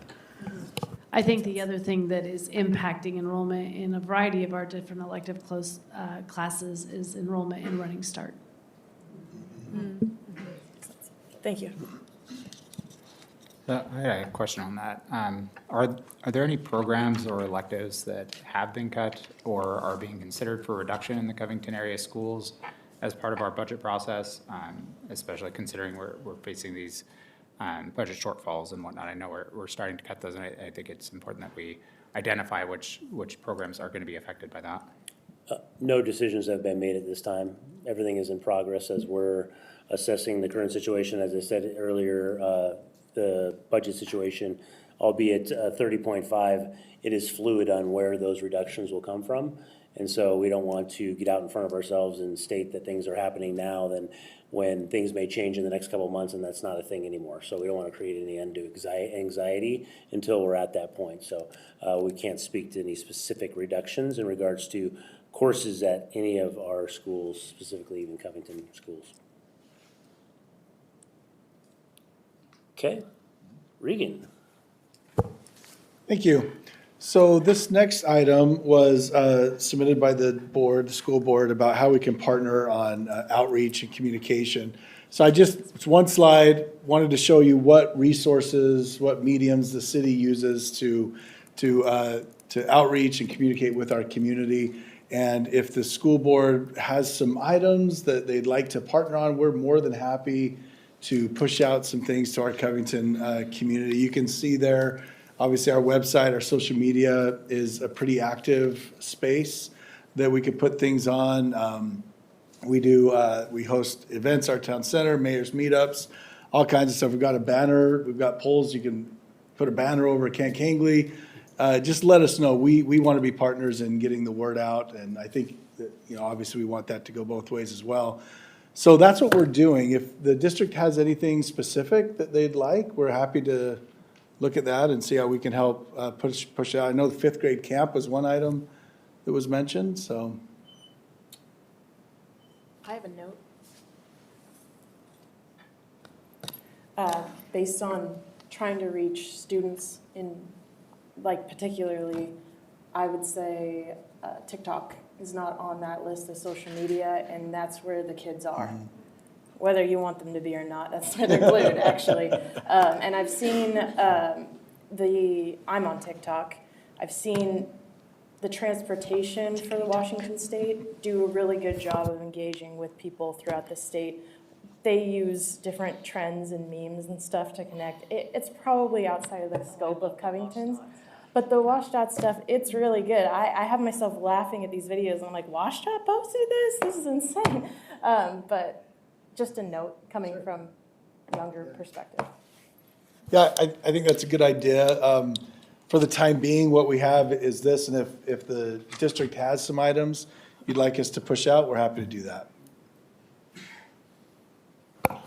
Along those same lines, we also have other events that are more youth-focused. We have our teen night that's coming up. It's going to be a new thing we're doing. We're trying to create more opportunities for our kind of tweens and teenagers in coming. That's one thing we've heard from our youth council for the last 20 years is there's just not enough to do. So we're going to put more emphasis on that. And so if you've got messages you want to bring forth there. The chamber also has a community calendar that they are willing to post just about anything on. And then we have our Human Services Commission that I know does resource fairs and are probably getting to more of those communities that you are maybe not communicating with or having difficulty communicating with. We're also required to translate a good number of our resources as well. And so if there's something we can partner on there as well. I think we're all struggling to figure out how we connect with those underserved or underrepresented communities. And so we've got some ideas, but we definitely are open to any that you might have as well and how we meet them and where they are. So I believe this fits here, and I'm pretty sure this was on our list too, is one of the things we did see in recent information and some of the data from Kent School District was Covington has a good amount of childcare compared to some of our other areas. And we were interested in hearing, is there something that City of Covington is doing specifically to help support that? No, we've not. That would just be market driven. Okay. Yep. Thank you. Oh, sorry, I was blanking. I was looking at the next part. With this, so some of our partnerships that we've had in the past and some of the feedback that we are passively receiving are students who are wanting more opportunities, especially in the summer when it comes to internships, employments, volunteerism. What are some of the up-and-coming opportunities that the City of Covington is planning on rolling out? As far as jobs or like a shadow kind of experience? Yeah, kind of everything under that umbrella that could lead to employment or skills-based learning. We hire a lot of KSD students throughout the summer in our Parks and Rec programs and athletic programs, lifeguarding. So those are always on a rolling basis, always open, and we're always looking to hire that age demographic for those. We used to do quite a bit. I think it was probably pre-COVID. Every year, myself and some of our directors would have students from either Kentwood or Kent Lake come and shadow us for a day or two, and we had little projects that they would work on, but I don't think we've had that.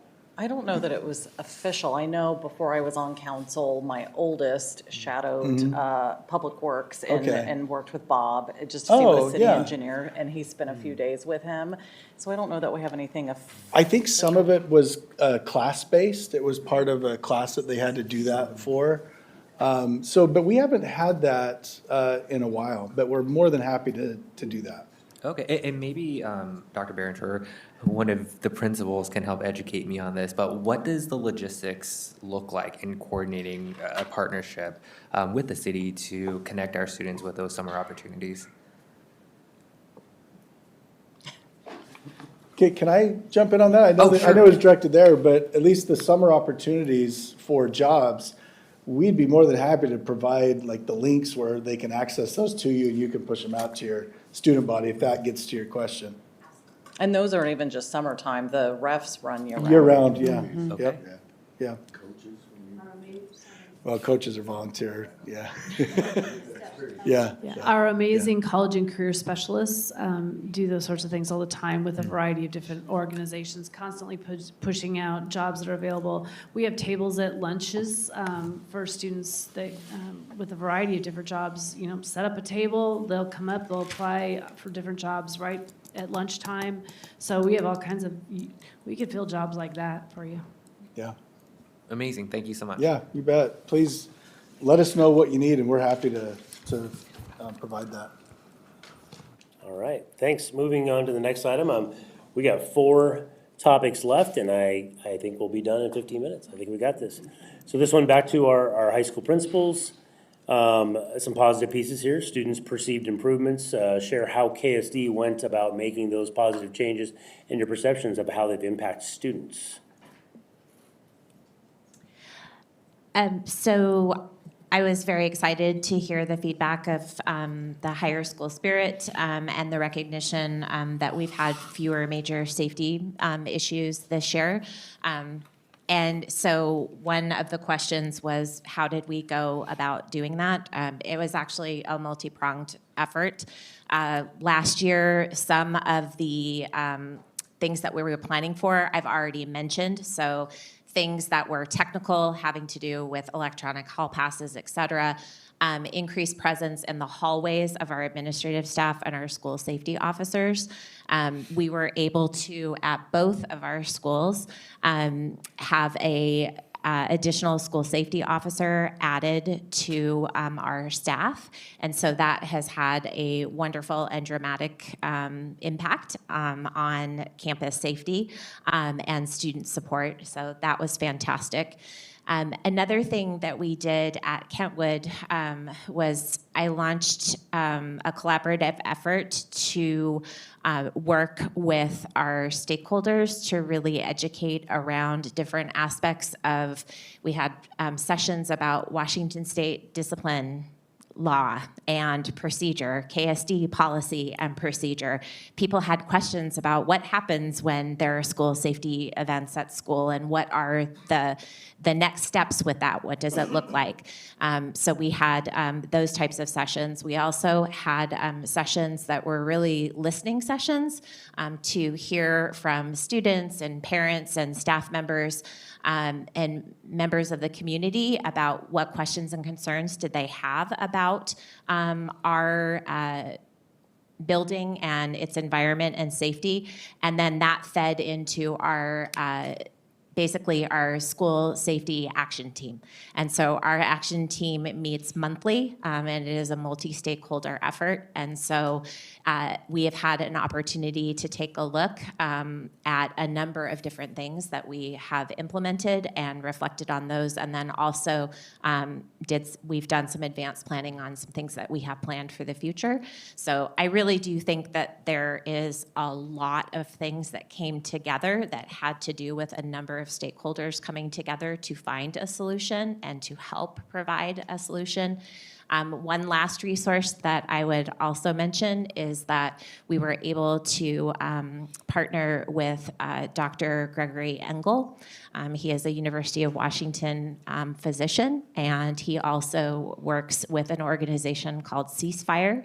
And so one of the efforts that we made last year was to partner with him to have him come in and present to every single grade level around gun violence in our society and in schools. And so we have continued that effort and partnership with him this year, and he has worked with our new students, our freshmen. So it's truly a multi-pronged effort. So it takes every single one of us taking care of every single person that we are walking alongside every day. And everyone plays a role in that. From parents at home and guardians at home, members of the community, and of course our school staff, and most importantly, the students. I almost hate to say this out loud because I'm afraid I'm going to jinx us, and then tomorrow we're going to have one of those things. No. But we haven't had one of those lockdowns in 2 years. And I think that it's because there's some very deliberate work that's going on. Part of it is that, for those that don't know, my husband's a school safety officer. So my school safety gets critiqued nightly at the dining room table. He also happens to be Sam's school safety officer, so she gets critiqued too. But with that said, there's some very deliberate things that we have been doing at Kent Lake. First of all, we've been focusing on building a culture of recognition. You have to have a school that kids want to come to, and they feel safe being there. So sometimes it's as simple as making sure we have Falco Awards. I have a principal advisory council, and I love this group of kids. You can't ask for a more honest group of kids that are telling you exactly what they think. But they came up with this idea of Falco Awards, and teachers are Falcoing the heck out of kids with these little awards for coming to school on time and doing well in class and being respectful, and we're recognizing kids on a constant basis. And what does it do? It creates a place where kids want to be. And so that's one of the things that we're really focusing on. The other thing that we are doing is we put a really significant emphasis on school safety. I want to recognize Sergeant Nishimura with the King County Sheriff's Office. We do not have a school resource officer. And if anyone knows where Kent Lake is, we're way out there. People forget about us. And so Sergeant Nishimura has taken us under his wing and is our partner out there. And so if we need a resource, he's a text message or a phone call away to serve in that capacity. And we've really appreciated that because we can be proactive, we can plan together, and it's really helped us feel safe. We've put some specific procedures in place. We have a new person at the front entry who is the face of Kent Lake. Not only do people feel comfortable coming in because Darianne is sitting there, can speak multiple languages, greet people in a variety of languages, but every kid who comes in the door is greeted by Darianne with a hi, hello. Why are we late today? Is everything okay? You know, do I need to take care of you or do I need to yell at you for being late? Which is it today? But there's a contact person. We put a float period in place. Every single period of every single day, there's an administrator in the hallway. And we are walking around, catching kids skipping, sweeping out the bathrooms, but it's amazing the relationships that we are building with kids in these moments. I'm finding kids in the hallway and I'm having this conversation, and the next thing you know, I've got my cell phone out and we're calling mom and saying, hey, I've got Johnny here and he's in the hallway and let's have this conversation. So not only am I building a relationship with the student, but I'm also building a relationship with the family. And so these particular systems that we're putting in place, we're learning about things. We're learning about fights before fights happen. We're learning about things that kids are bringing to school or might be bringing to school, or so there's a rumor of they're bringing this to school. So we can get ahead of these things before they happen, or before think they might happen, or before they're posted on social media or not posted on social media. All of these things are making a difference in the culture that we're building at Kent Lake and continue to build at Kent Lake, where we don't have that thing that I'm not going to say because I'm not going to jinx us. And the spirit is increasing, the buy-in and the sense of belonging. Kids want to be there. It's their home. That relates, I think, to what we do at Kentwood. We call it a different thing. She calls it a float period. We call it trekking. So we're trekking because our values are trustworthiness, responsibility, equity, and kindness. So we trek the hallways, and there is one of us trekking every single class period, building relationships and also intervening as needed, escorting to classes and making phone calls like you would describe. It is heartening to hear the feedback that our school safety officers are appreciated and are perceived as friendly, and that our administrative staff is perceived as approachable. That is wonderful feedback. And also, you know, it is great, I will say, this last piece of feedback, going back to the connection of every decision that students are making every single day to get to class, supporting them to connect to their future. It was wonderful to hear the feedback that students at Kentwood valued the career-focused trips to whether it be to Boeing or SeaTac or Kaiser, those partnerships. So everything from that, let's get to class so we can get that credit, so we can get to that point, and then going and visiting. So that was all great feedback. And I just reiterate one thing, having a third safety officer brought into the school has been game changer. And we really appreciate that support.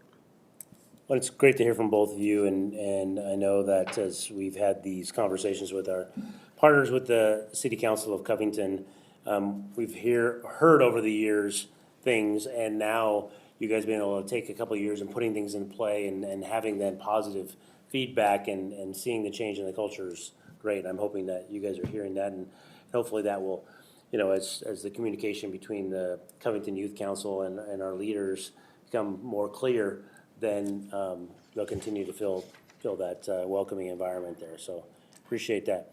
Regan, now we're down to 5 minutes. Let's do this quick. You and I. It's you and I. It's you and I. The board asked for how can we partner on activities for youth.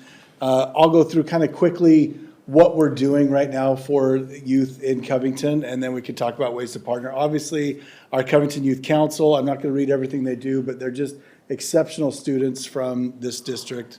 We appreciate them. Ready, Set, Play. It's a great activity during the summer. We have about between 500 and 600 Kent School District youth that use that program to be active, involved, and do some fun things throughout the summer. Mayor Smith mentioned this, our first Friday pool party. Typically to just go swim at the pool on Friday night for that 2-hour stretch is $8. So we said, let's do a $2 teen night.